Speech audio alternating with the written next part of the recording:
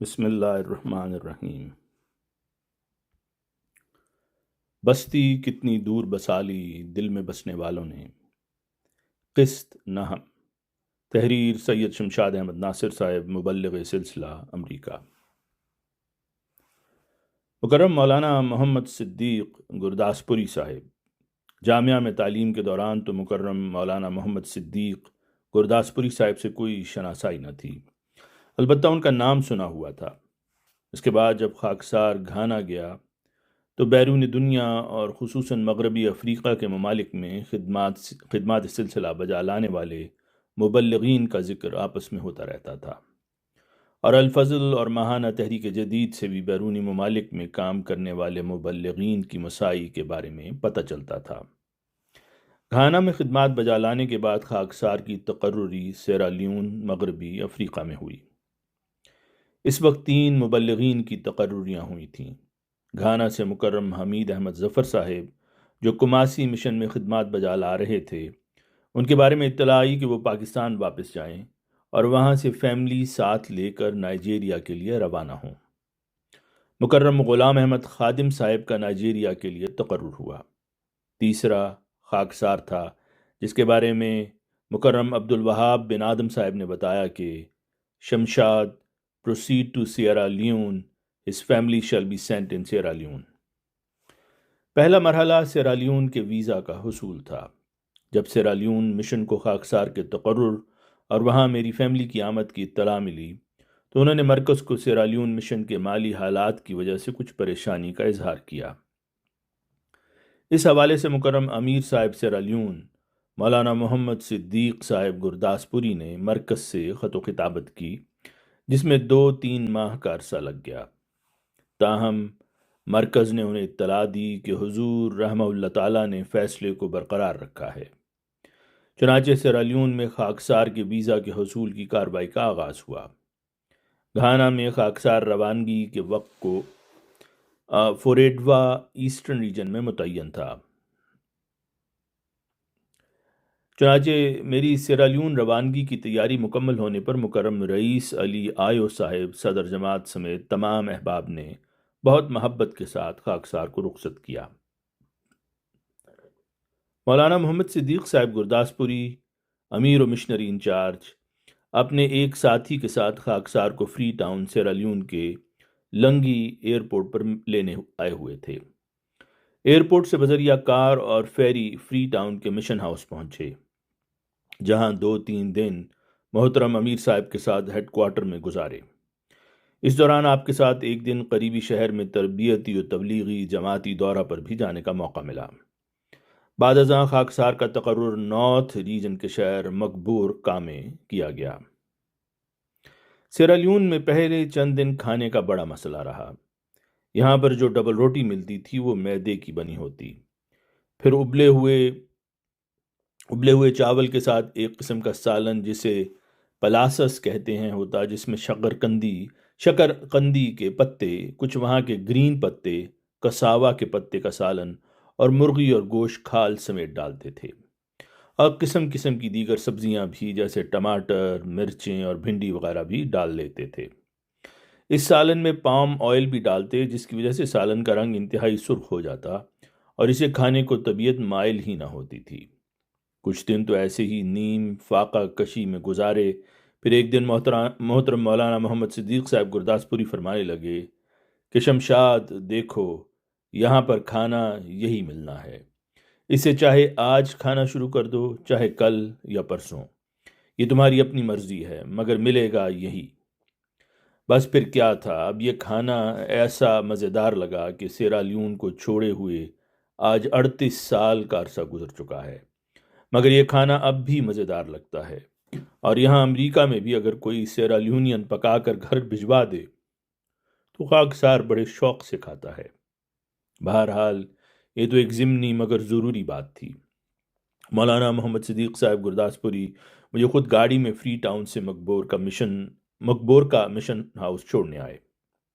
یہاں برے لب سڑک مسجد احمدیہ سے تھوڑی دور ایک چھوٹا سا مکان تھا، جس میں نہ پانی تھا، نہ کچن، نہ صحن، بس 2 چھوٹے سے کمرے، اور ان میں ہسپتال کے بیڈز کی طرز کا ایک بیڈ تھا۔ اس زمانے میں مربی کو خود ہی چندہ وصول کرنا ہوتا تھا اور اپنے اخراجات کا گوشوارہ بنا کر ہر ماہ چندے کی سٹیٹمنٹ لگا کر ہیڈ کوارٹر کو بھجوانا ہوتا تھا۔ یہ پہلا تجربہ تھا کہ چندہ بھی خود لینا ہے اور اسی میں سے اخراجات کرنے ہیں۔ اگر زائد از اخراجات چندہ ہو جاتا تو وہ ہیڈ کوارٹر بھجوا دیتا، ورنہ ہیڈ کوارٹر مربی کو زائد رقم بھجوا دیتا۔ یہاں پر ان دنوں چندہ لوکل، ریجنل اور جلسہ سالانہ کے مواقع پر مالی قربانی کی تحریک کر کے اکٹھا کیا جاتا تھا۔ چند ایک بااثر اور بزرگ احباب اپنی اپنی مالی استطاعت کے لحاظ سے مالی قربانی کا آغاز کرتے تھے اور پھر ریجنز کا مقابلہ ہوتا تھا۔ عام طور پر فری ٹاؤن ریجن، بو ریجن اور کینیما ریجن ہی اول، دوم، سوم آیا کرتا تھا۔ اول آنے والے ریجن کو علم انعامی بطور انعام بھی دیا جاتا تھا۔ شروع میں خاکسار کا ریجن آخری نمبر پر ہوتا تھا۔ اللہ تعالیٰ کے فضل سے خاکسار نے اپنے حلقہ اور ریجن کی تمام جماعتوں کے دورے شروع کیے، انہیں مالی قربانی کی اہمیت، برکات اور پھر عالم انعامی جیتنے کی ترغیب دلائی۔ چنانچہ اللہ تعالیٰ نے فضل فرمایا اور ان کوششوں میں برکت ڈال دی، اور آخری 2 سال میں ہمارے ریجن نے بھی عالم انعامی حاصل کیا۔ اس کے علاوہ ہمارے لوکل اور ریجنل اجتماعات میں بھی اللہ تعالیٰ کے فضل سے حیران کن مالی قربانی کی استطاعت بڑھی۔ وَذَلِكَ فَضْلُ اللَّهِ وَالْحَمْدُ لِلَّهِ رَبِّ الْعَالَمِينَ۔ مکرم مولانا محمد صدیق صاحب گرداسپوری بڑے ہمدرد اور شفیق امیر تھے۔ آپ نے خوف خدا اور تعلق باللہ کی صفت سے وافر حصہ پایا تھا۔ میں نے اکثر راتوں کو انہیں تہجد پڑھتے دیکھا۔ آپ ایک دعائیں کرنے والے بزرگ انسان تھے۔ وقتی طور پر حالات کی وجہ سے اگر غصہ آ بھی جاتا تو بڑی جلدی رفو بھی ہو جاتا تھا۔ میں اپنی فیملی کے آنے سے پہلے مشن ہاؤس کو ان کے رہنے کے قابل بنانا چاہتا تھا۔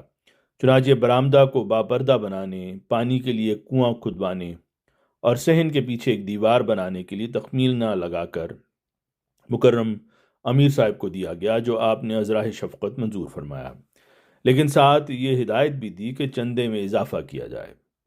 اس زمانے میں جماعت سیرالیون کی مالی حالت خاطر خانہ تھی، اس وجہ سے اخراجات بڑے سوچ سمجھ کر کرنے پڑتے تھے۔